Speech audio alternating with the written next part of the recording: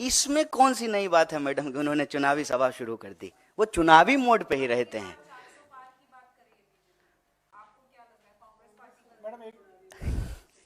एक बात बताइए, अब की बार 400 पार अगर हो जाता तो एन केन प्रकारेण किसी को भी, आपको मालूम है बीजेपी ने आज किसको उड़ीसा में ज्वाइन कराया है?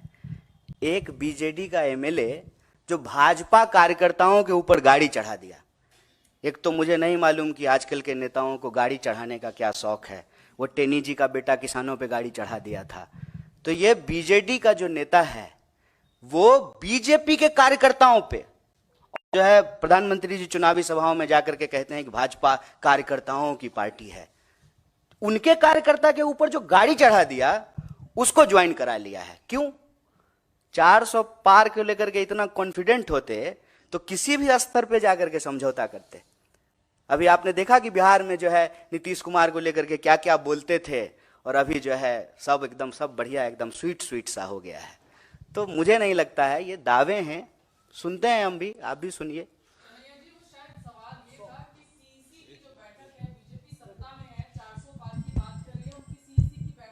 पहली लिस्ट की तैयारी है, आप लोग विपक्ष में हैं, आपकी सीईसी कब होगी इसको लेके कोई क्लैरिटी नहीं है। अलायंस टीएमसी के साथ वेस्ट बंगाल में होगा नहीं होगा, इस पर ये भी संशय है बना आपको हुआ है। हमारी बड़ा अच्छा लगा सुन करके, कांग्रेस कवर करते हैं, कितनी चिंता करते हैं आप हमारी। बहुत बहुत अच्छा लगा, आप लोग कितना चिंतित हैं हम लोगों के लिए, बहुत अच्छा लगा, बहुत धन्यवाद।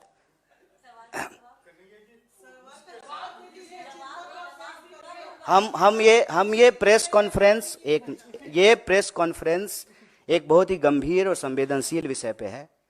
चुनाव सीट नंबर के लिए प्रेस कॉन्फ्रेंस नहीं रखा गया है। नंबर मैंने आपको बताया, 20 भारतीय लोग रूस में फंसे हुए हैं, बंधक बनाए हुए हैं। अभी 400 छोड़ करके 20 नंबर याद रखिए। इसलिए नहीं जवाब दे रहा हूं, ऐसा नहीं है कि हमको जवाब नहीं देने आता है, जवाब दे सकते हैं, ले विषय कुछ और है। ठीक है कन्हैया जी ये बताइए कि आपने कहा कि अमेरिका में भारतीय छात्रों का मर्डर भी हुआ है, संदिग्ध परिस्थितियों में मौत भी हुई है। ये जितने भी हाल के महीनों में मर्डर या संदिग्ध परिस्थितियों में मौत हुआ है, इसके पीछे विपक्ष के नाते आप कोई साजिश देख रहे हैं, फाउल प्ले देख रहे हैं? दूसरा सवाल है कि मोदी आपके क्षेत्र में जा रहे हैं कल, आप पिछले बार वहां से लोकसभा का चुनाव लड़े थे, इस बार कांग्रेस की टिकट पे बेगूसराय से लड़ेंगे आप? ये विषय अभी आज का नहीं है प्रेस वार्ता का। पहला सवाल जो आपने पूछा है कि भारतीय नौजवानों और विद्यार्थियों के साथ आए दिन कोई ना कोई घटनाएं होती रहती है। मैं ये नहीं कह रहा हूं कि साजिश है, लेकिन एक चिंताजनक और गंभीर परिस्थिति जो जरूर है। मान लीजिए कि मैं बार बार कहता हूं कि देश के भीतर की समस्या को बाहर जो घटनाएं घट रही है उसके कॉन्टेक्स्ट में देखने पे चीज़ें आसानी से समझ में आती है। मैं बार बार कहता हूं, मैं बिहार से हूं, और जो है जब हम लोग महाराष्ट्र जाते थे तो हमारे साथ भी जो है कई बार ऐसी घटनाएं घटी, गुजरात में कई बार जो है ऐसी घटनाएं घटी। ऐसी घटनाएं क्यों घटती हैं? ऐसी घटनाएं तब घटती हैं जब बिहार में रोजगार नहीं है और हमको मजबूरी में बाहर जाना पड़ता है। वैसे ही भारत में अगर रोजगार की स्थिति होती तो भारतीय नौजवानों को बाहर नहीं जाना पड़ता। पहली बात तो ये।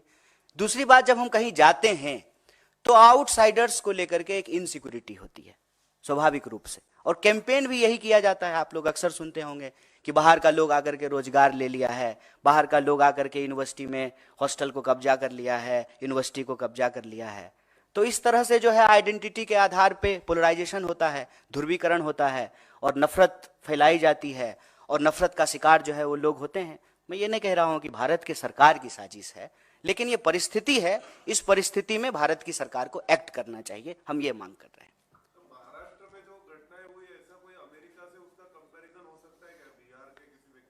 नहीं, बस मैंने समझने के लिए उदाहरण दिया है, कंपैरिजन नहीं है। दोनों की ज्योग्राफी अलग है, परिस्थिति अलग है, बस हमने समझने के लिए उदाहरण दिया।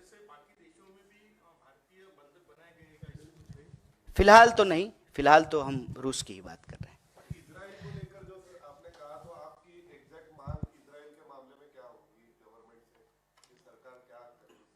सरकार से तो हम यही मांग कर रहे हैं कि आप यहीं रोजगार की व्यवस्था कीजिए।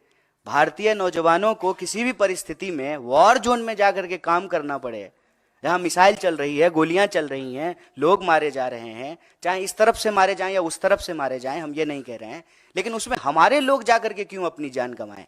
उनको यही रोजगार दिलाइए और बस उनको हम वादा याद दिला रहे हैं कि आपने तो कहा था कि 2 करोड़ नौकरी देंगे हर साल, तो 10 साल अब पूरा होने को हैं। इस हिसाब से जो है आप 20 करोड़ नौकरी पैदा करते, 20 करोड़ आप नौकरी पैदा कर देते तो क्यों बाहर जाता कोई? किसी को अच्छा लगता है कि गोलियां चल रही हो और वहां पे जो है हम गार्डन साफ कर रहे हैं या सड़क साफ कर रहे हैं? ये अच्छा तो लगता नहीं है। तो हम सरकार से ये मांग कर रहे हैं कि देश के नौजवानों के भविष्य के साथ खेलना बंद कीजिए और युवाओं के लिए जो ये मृत काल चल रहा है उस मृत काल को बंद करके ही सही मायनों में अमृत काल शुरू किया जा सकता है।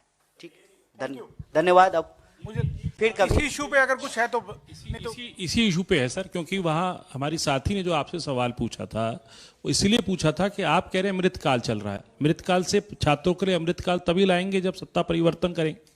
आप विपक्ष हैं तो आप क्या तैयारी कर रहे हैं इस सत्ता परिवर्तन के लिए? इसीलिए उन्होंने पूछा था। दूसरे स्पोक्स पर्सन आकर के प्रेस कॉन्फ्रेंस कर